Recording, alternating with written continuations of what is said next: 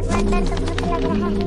राम राम राम राम राम। हे भगवान क्या करूं, कहाँ जाऊं, कोई आ तो नहीं रहा है। देखती हूँ यहाँ वहाँ कोई पीछे आ रहा है, जैसा आवाज आ रही है। क्या करे, लगता कोई आ रहा है सर्च करने के लिए। अब कर भी क्या सकते हैं, घर में रहता तो अलग बात रहती, लेकिन हम अब जंगल में ही आना पड़ता है। अब मैं जल्दी से बैठ जाती हूँ वरना कोई आ जाएगा, नहीं तो फिर कोई भूत भूत आ जाएगा। मुझे बहुत डर लगता है भूत भूत से। हे भगवान क्या करूँ मैं। हे भगवान लगता है कोई आ रहा है, आवाज तो आ रही है, लेकिन क्या करूँ अब मैं। अब ऐसे पेट बैठ के रह तो नहीं सकते ना, पेट भी काफी दर्द कर रहा है। कौन आया है? तभी नीता पूछती है, कौन है, कौन है? हे भगवान भूतनी। तभी भूतनी जोर जोर से चिल्लाती है, आवाज बंद, एकदम आवाज बंद।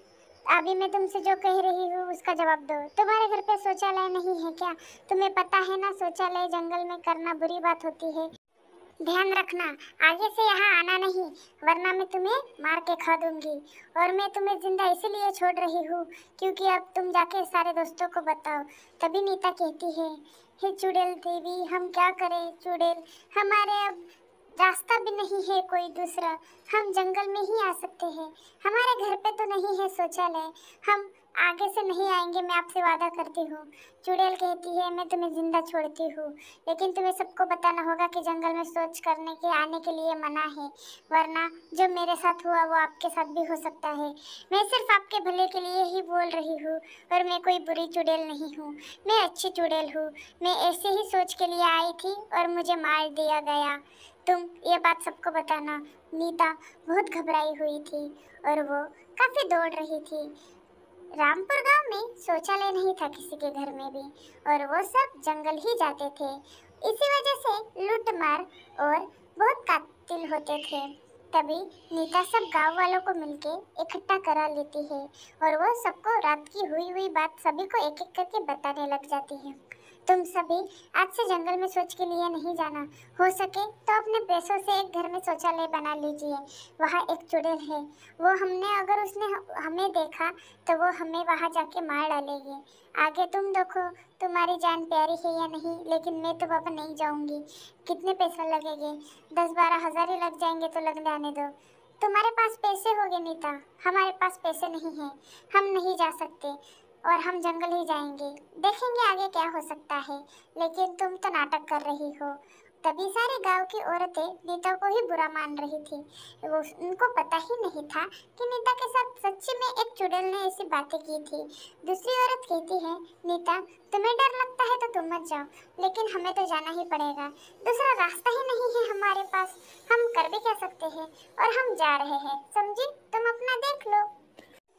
गांव की औरतें नीता की बात नहीं मानते और वो शौच के लिए फिर से जंगल चली जाती है। इस बार वो दोनों थी।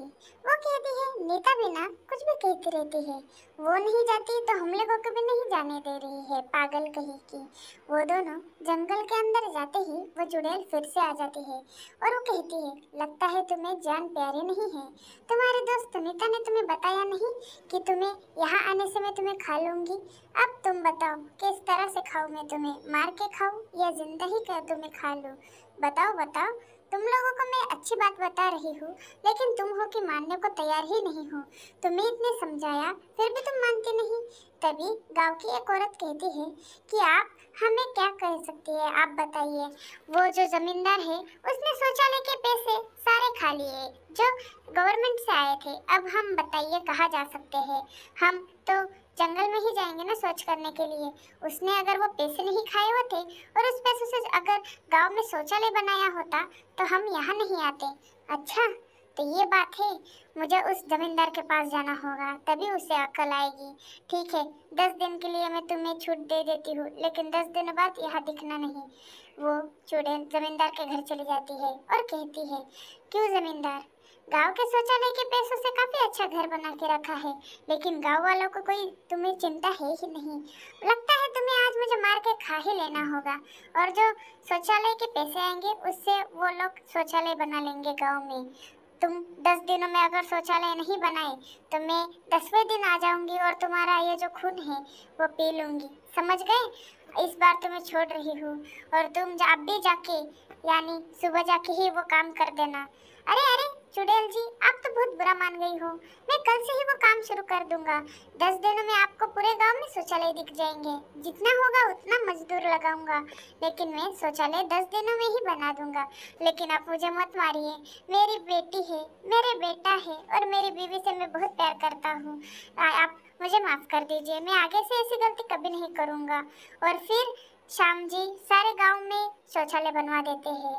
तभी चुड़ैल कहती है, अरे जमींदार, तुम तो काफी बात के पक्के निकले। चलो अच्छी बात है, तुमने सारे गांव में शौचालय बना दिया है। अब इसे साफ भी रखना, अगर इसे गंदा रखा तो मैं तुम्हें आके मुंडी ही मुड़ोड़ दूंगी, समझ गए तुम। अब मैं जाती हूँ, फिर से आऊंगी देखने के लिए कि ये गांव में शौचालय की कैसे चल रहा है। और ध्यान रखें, हर एक व्यक्ति से 1-1 रुपए लेना चाहिए और उसी पैसों से ये शौचालय साफ कराना, ठीक है। अभी मैं जा रही हूँ। तभी जमींदार कहता है, अरे अरे, आप बिल्कुल भी चिंता मत करिए, मैं सब संभाल लूंगा, ठीक है। आप इतना चिंता मत करिए और आप फिर से आइएगा मत, मैं सारी जिम्मेदारियां अच्छे से निभाऊंगा।